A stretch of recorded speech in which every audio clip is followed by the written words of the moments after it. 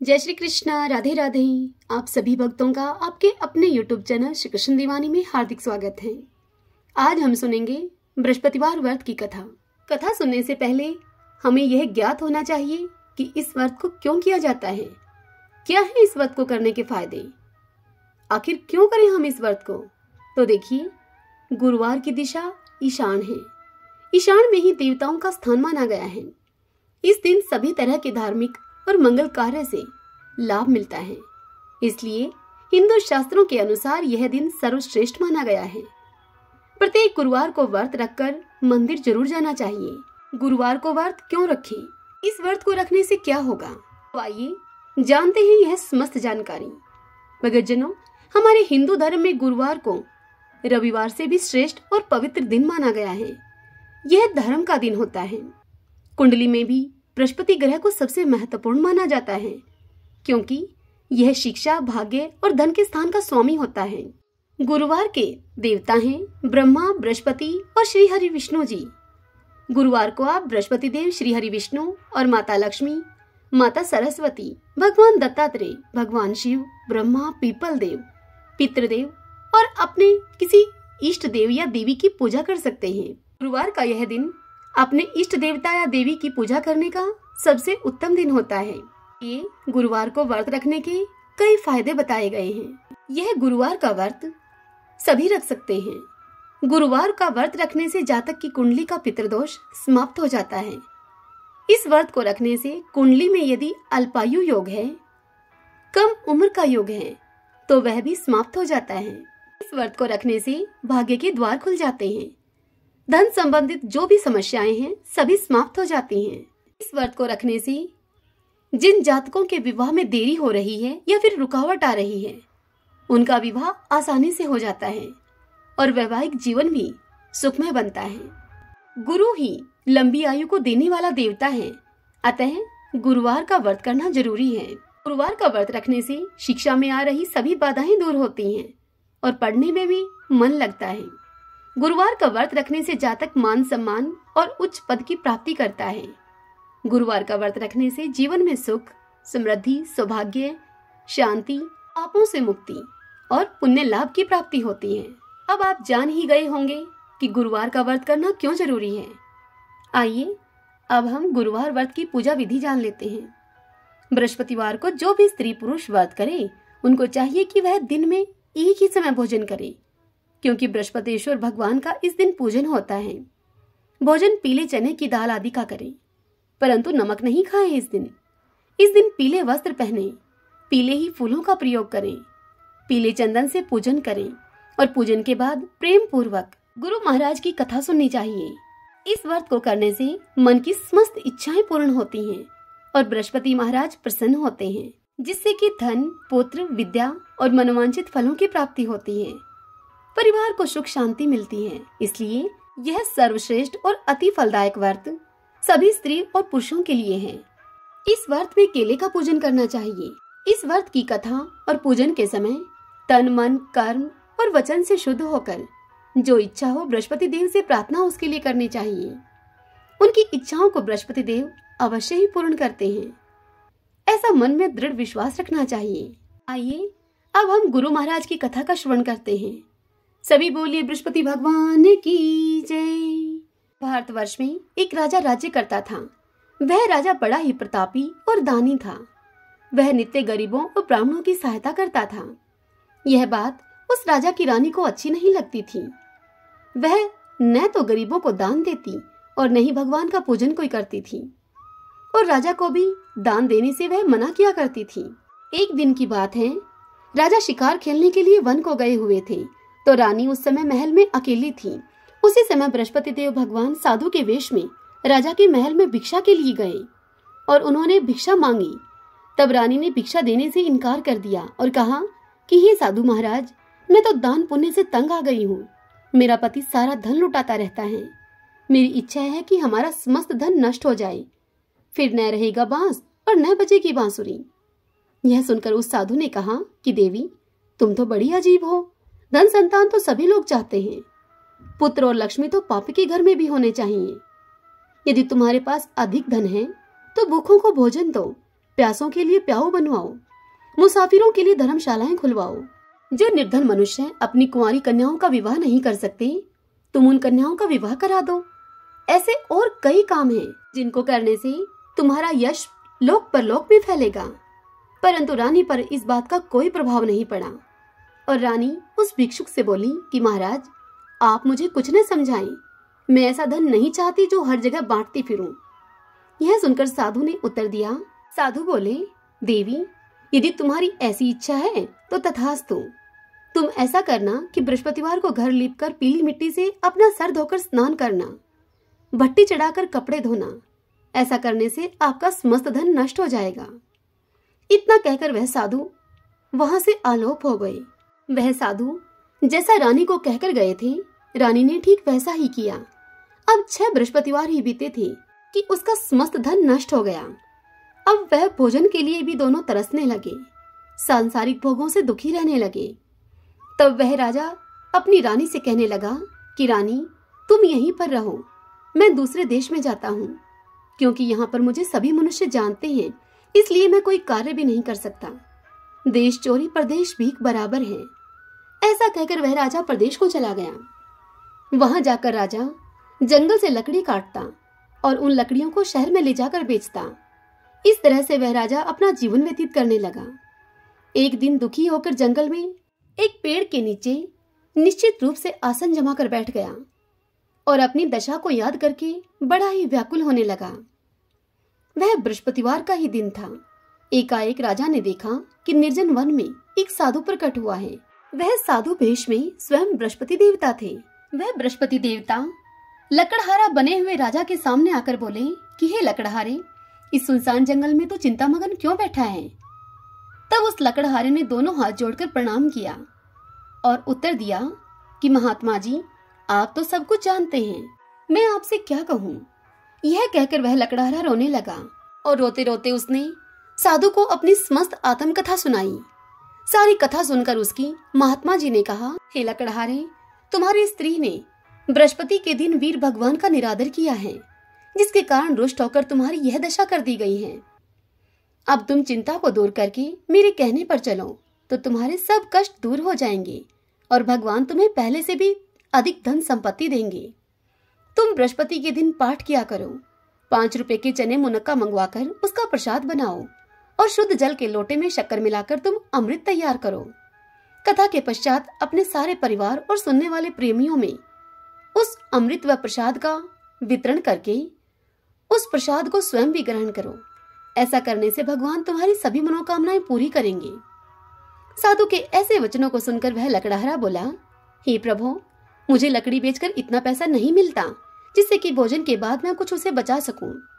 मैंने रात्रि में अपनी स्त्री को भी व्याकुल देखा है।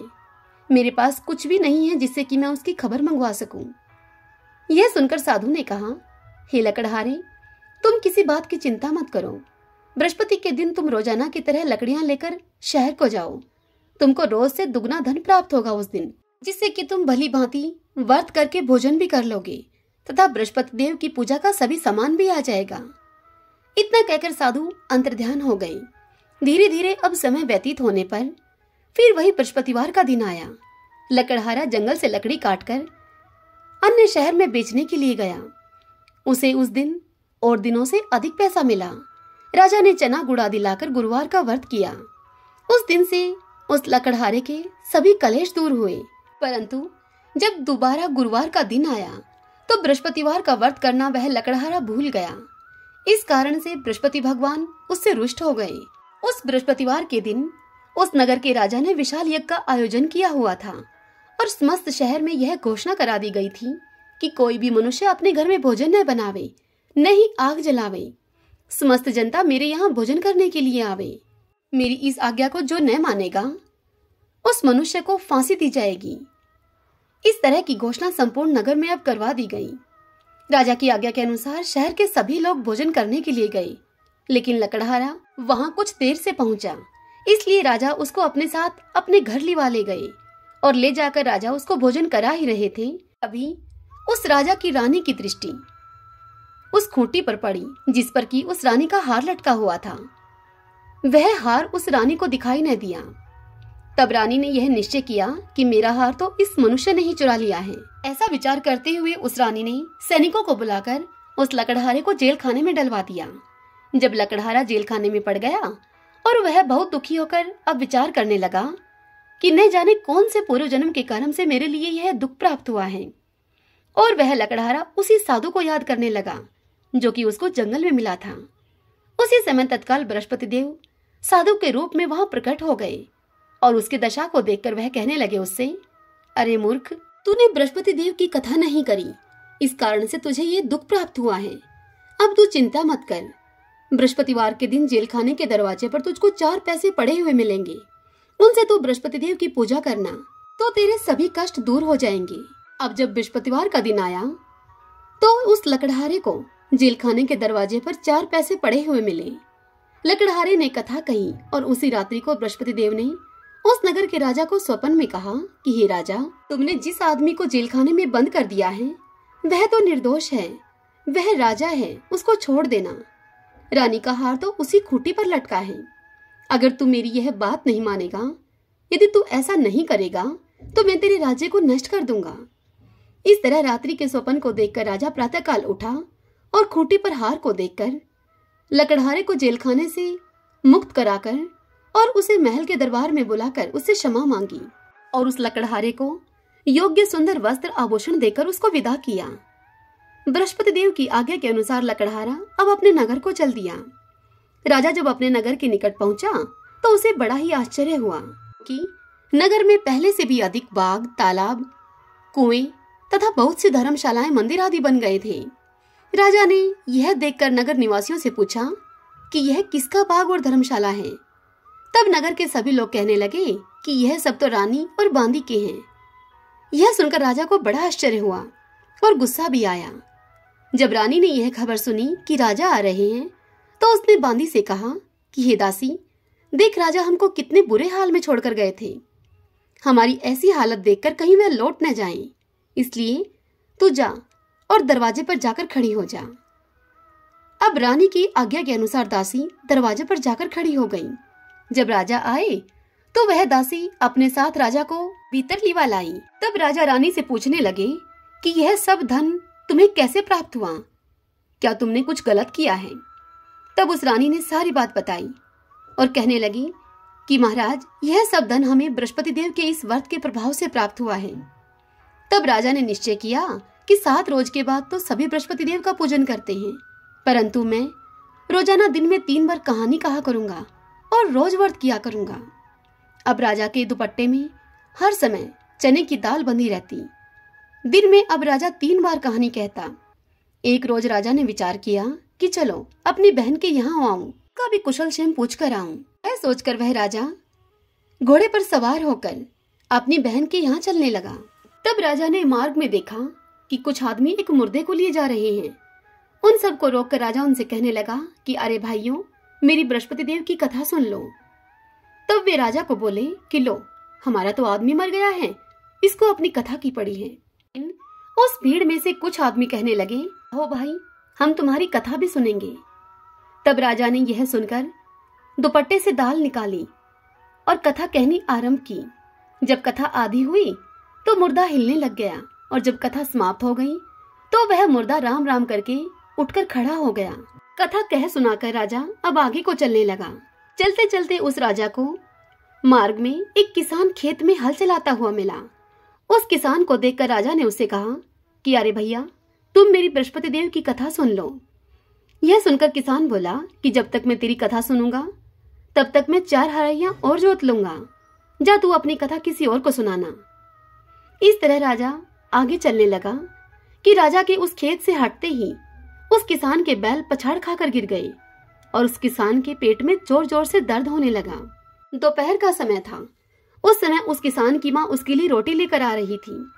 जब उसकी माँ ने दूर से यह देखा तो वह दौड़ती हुई अपने बेटे के पास आई और अपने बेटे से उसने सारी बात पूछी। सारी बात को सुनकर वह बुढ़िया दौड़ी दौड़ी उस घुड़सवार के पास गई और जाकर उसे बोली कि तेरी कथा मैं सुनूंगी, तो तेरी यह कथा मेरे खेत पर चलकर कहना। अब राजा ने बुढ़िया के खेत पर जाकर बृहस्पति भगवान की कथा कही, जिसके सुनते ही वह बैल उठकर खड़े हो गए और किसान के पेट का दर्द बंद हो गया। अब राजा अपनी बहन के घर पहुंचा। बहन ने अपने भाई की खूब मेहमानी की।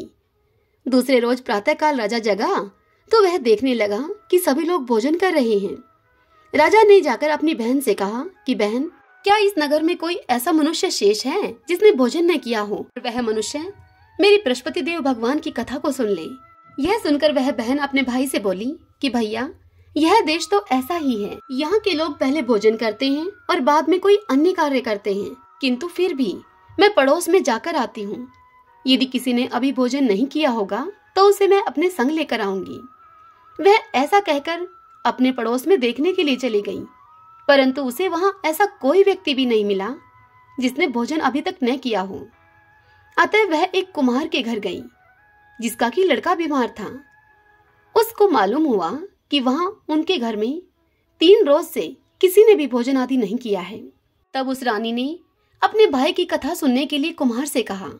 तब कुम्हार तैयार हो गया। अब राजा ने जाकर बृहस्पतिवार की कथा कही कुम्हार के घर में, जिसको सुनकर उस कुम्हार का लड़का ठीक हो गया।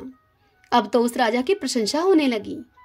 एक रोज राजा ने अपनी बहन से कहा कि बहन, अब हम अपने नगर को जाएंगे, तुम भी तैयार हो जाओ। यह सुनकर राजा की बहन ने अपनी सास से कहा।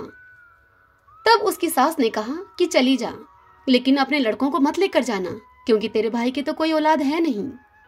बहन ने अपने भाई से यह बात कह दी कि भैया, मैं तो चलूंगी, परंतु मेरा कोई बालक नहीं जाएगा। यह सुनकर राजा बोला कि जब कोई बालक नहीं जाएगा तो तुम चलकर क्या करोगी? तदंतर राजा बड़े दुखी मन से अपने नगर को वापस लौट आया। राजा ने अपनी रानी से कहा कि हम निर्वंशी राजा हैं, हमारा मुंह देखने का धर्म नहीं है, और कुछ भोजन आदि भी राजा ने नहीं किया। यह सब देखकर वह रानी बोली राजा से कि हे प्रभु, बृहस्पति देव भगवान ने हमें सब कुछ दिया है, तो हमें औलाद भी अवश्य देंगे। उसी रात को बृहस्पति देव भगवान ने राजा को स्वप्न में कहा कि हे राजा, उठ, तू सभी सोच को त्याग दे, तेरी रानी गर्भ से है। अपने स्वप्न में बृहस्पति देव भगवान के ऐसा कहने पर राजा बड़ा खुश हुआ और 9वें महीने उस रानी के गर्भ से एक सुंदर पुत्र पैदा हुआ। तब राजा रानी से बोला कि हे रानी, स्त्री बिना भोजन के रह सकती है, किंतु स्त्री बिना कहे नहीं रह सकती। जब मेरी बहन यहाँ पर आए तो उससे कुछ मत कहना। राजा की सारी बात सुनकर रानी ने राजा को हाँ में सिर हिलाया। जब राजा की बहन को यह शुभ समाचार मिला तो वह बड़ी खुश हुई और बधाई लेकर अपने भाई के यहाँ आई। तब रानी ने अपनी नंद से कहा कि घोड़ा चढ़कर तो तुम नहीं आई, तुम गधा चढ़ी आई। राजा की बहन बोली उससे कि भाभी, यदि मैं इस प्रकार से न कहती तो तुम्हें औलाद कैसे मिलती? बृहस्पति देव भगवान ऐसे ही हैं, जैसी जिसके मन में कामनाएं हैं सभी को पूर्ण करते हैं। जो सद्भावना पूर्वक बृहस्पतिवार का व्रत करता है, कथा पढ़ता है अथवा सुनता है, बृहस्पति देव भगवान उसकी समस्त मनोकामनाएं पूर्ण करते हैं। भगवान बृहस्पति देव उसकी सदैव रक्षा करते हैं। इस संसार में सद्भावना से भगवान जी का पूजन व्रत करके सच्चे हृदय से उसका मनन करते हुए जयकारा बोलना चाहिए। सभी बोलिए बृहस्पति देव भगवान की जय। आइए भक्तजनों, अब हम दूसरी कथा का श्रवण करते हैं। प्राचीन काल में एक ब्राह्मण था। वह ब्राह्मण बहुत ही निर्धन था। उसकी कोई संतान नहीं थी। उसकी स्त्री बहुत मलिनता के साथ रहा करती थी। वह न तो स्नान करती और न ही किसी देवता का पूजन करती। इससे वह ब्राह्मण देवता बड़े दुखी थे। बेचारे उसको बहुत कुछ कहते थे, किंतु ब्राह्मण की किसी भी बात का उस ब्राह्मणी पर कोई भी प्रभाव न पड़ता, उसमें कोई बदलाव नहीं होता। भगवान की कृपा से ब्राह्मण की स्त्री के कन्या रूपी रतन पैदा हुआ। वह कन्या बड़ी होने पर प्रातःकाल स्नान करके भगवान विष्णु का जाप और बृहस्पतिवार का व्रत करने लगी। अपने पूजन पाठ को समाप्त करके वह स्कूल जाती तो वह अपनी मुट्ठी में जौ भरकर लेकर जाती और पाठशाला के मार्ग में उन जौओं को वह डालती हुई जाती। जब वह स्कूल से लौटती तब तक वह जौ स्वर्ण के हो जाते। स्कूल से लौटते समय वह कन्या उन जौओं को बीनकर अपने घर को ले आती। तभी एक दिन की बात है, वह बालिका सूप में उन सोने के जौओं को फटक कर साफ कर रही थी कि उसके पिता ने उसको देख लिया और उससे कहा कि बेटी, सोने के जौ के लिए सोने का सूप भी होना चाहिए। दूसरे दिन बृहस्पतिवार था। इस कन्या ने बृहस्पतिवार का व्रत रखा और बृहस्पति देव भगवान से प्रार्थना करके उनसे कहा कि हे प्रभु, मैंने आपकी पूजा सच्चे मन से की हो यदि, तो मेरे लिए सोने का सूप दे दो। बृहस्पति देव ने उसकी प्रार्थना को स्वीकार कर लिया। रोजाना की तरह वह कन्या जौ फैलाती हुई स्कूल के मार्ग में जाने लगी। जब लौटकर वह स्कूल से जौ को बीन रही थी तो बृहस्पति देव भगवान की कृपा से उस कन्या को सोने का एक सूप मिला। उन सोने के जौओं और उस सोने के सूप को लेकर वह कन्या अपने घर को आई और उसमें जौ साफ करने लगी, किंतु उसकी माँ का वही ढंग रहा। एक दिन की बात है, वह कन्या सोने के सूप में जौ को साफ कर रही थी। उस समय उस शहर का राजपुत्र वहां से होकर निकला। इस कन्या के रूप और कार्य को देखकर वह उस पर मोहित हो गया और अपने घर को जाकर भोजन तथा जल त्याग करके वह राजकुमार उदास होकर लेट गया। जब राजा को इस बात का पता लगा तो अपने प्रधानमंत्री के साथ राजा उसके पास गए और उससे बोले कि बेटा, तुम्हें किस बात का कष्ट है? किसी ने तुम्हारा अपमान किया है, अथवा यदि कोई और दूसरा कारण हो तो वह भी हमसे कहो। मैं वही कार्य करूंगा जिससे कि तुम्हें प्रसन्नता होगी। अपने पिता की राजकुमार ने सारी बात सुनी और फिर वह राजकुमार अपने पिता से बोला कि पिताजी, मुझे आपकी कृपा से किसी बात का कोई दुख नहीं है और न ही मेरा किसी ने कोई अपमान किया है, परंतु मैं उस लड़की से विवाह करना चाहता हूँ जो सोने के सूप में सोने के जौं को साफ कर रही थी। यह सुनकर राजा बड़े ही आश्चर्य में पड़ गया और अपने पुत्र से बोला कि बेटा, इस तरह की कन्या का तुम ही पता लगाओ, मैं उसके साथ तेरा विवाह अवश्य ही करवा दूंगा। तब राजकुमार ने प्रधानमंत्री को उस लड़की के घर का पता बतलाया। तब वह मंत्री उस लड़की के घर गए और ब्राह्मण देवता को सभी हाल बतलाया। सारी बात सुनकर ब्राह्मण देवता अपनी कन्या का विवाह राजकुमार से करने के लिए तैयार हो गए। अंतर विधि विधान के अनुसार बड़ी धूमधाम से ब्राह्मण की कन्या का विवाह राजकुमार के साथ संपन्न हो गया। कन्या के घर से जाते ही पहले की भांति उस ब्राह्मण देवता के घर में अब फिर से गरीबी का निवास हो गया।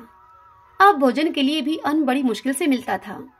एक दिन दुखी होकर ब्राह्मण देवता अपनी पुत्री के पास गए। अपने पिता की दुखी अवस्था को देखकर उस पुत्री ने अपनी माँ का हाल उससे पूछा। तब ब्राह्मण ने सभी हाल कह सुनाया। कन्या ने बहुत सा धन देकर अपने पिता को विदा किया। इस प्रकार ब्राह्मण का कुछ समय सुखपूर्वक व्यतीत हुआ, किंतु कुछ दिन के बाद फिर वही हाल हो गया। ब्राह्मण फिर अपनी कन्या के पास गए और सारा हाल कहा तो लड़की अपने पिता से बोली कि पिताजी, आप माताजी को यहाँ पर लिवा लाओ। मैं उन्हें बृहस्पतिवार व्रत की समस्त विधि बता दूंगी, जिससे कि गरीबी दूर हो जाएगी। अब ब्राह्मण देवता अपनी स्त्री को साथ लेकर अपनी पुत्री के यहाँ फिर से पहुंचे। तब उस पुत्री ने अपनी माँ को समझाया कि माँ, तुम प्रातःकाल प्रथम स्नान आदि करके विष्णु भगवान का पूजन करो। यदि तुम ऐसा करोगी तो समस्त दरिद्रता दूर हो जाएगी। परंतु उसकी माँ ने उसकी एक भी बात न मानी और प्रातःकाल उठकर अपनी पुत्री के बच्चों का बचा हुआ जूठन खा लिया। इससे उसकी पुत्री को बहुत गुस्सा आया और उसने एक रात कोठरी का सभी सामान बाहर निकाल दिया और उस कोठरी में अपनी माँ को बंद कर दिया। प्रातःकाल अपनी माँ को उसने कोठरी से बाहर निकाला और स्नान आदि कराकर उससे पाठ करवाया तो उसकी माँ की बुद्धि ठीक हो गई और फिर प्रत्येक बृहस्पतिवार को व्रत रखने लगी उसकी माँ। इस व्रत के प्रभाव से उसके माँ बाप बहुत ही धनवान और पुत्रवान हो गए और बृहस्पति जी के प्रभाव से इस लोक के सुख भोग कर स्वर्ग को वे प्राप्त हुए। सभी बोलिए बृहस्पति देव भगवान की जय, विष्णु भगवान की जय। आइए अब हम बृहस्पति भगवान की आरती करें। ओम जय बृहस्पति देवा, जय बृहस्पति देवा, चिन्ह चिन्ह भोग लगाऊं फल मेवा। ओम जय बृहस्पति देवा, तुम पूर्ण परमात्मा, तुम अंतर्यामी, जगत पिता जगदीश्वर, तुम सबके स्वामी। ओम जय बृहस्पति देवा, चरणामृत निज निर्मल, सब पातक हरता, सकल मनोरथ दायक, कृपा करो भरता। ओम जय बृहस्पति देवा, तन मन धन अर्पण कर, जो तेरी शरण पड़े, प्रभु प्रकट तब हो कर, आकर द्वार खड़े। ओम जय बृहस्पति देवा, दीन दयाल दया निधि, भक्तन हितकारी, पाप दोष सब हरता, भवबंधन हारी। ओम जय बृहस्पति देवा सकल मनोरथ दायक, सब संशय तारो विषय विकार मिटाओ संतन सुखकारी। ओम जय बृहस्पति देवा जो कोई आरती तेरी प्रेम सहित गावे, ज्येष्ठानंद बंद सो निश्चय पावे। ओम जय बृहस्पति देवा। सब बोलो विष्णु भगवान की जय। सभी बोलिए बृहस्पति देव भगवान की जय। आशा करती हूँ आपको यह कथा पसंद आई होगी। यदि ऐसा हो तो इस वीडियो को लाइक करें और कमेंट बॉक्स में बृहस्पति देव भगवान की जय लिखिएगा। हरे कृष्णा।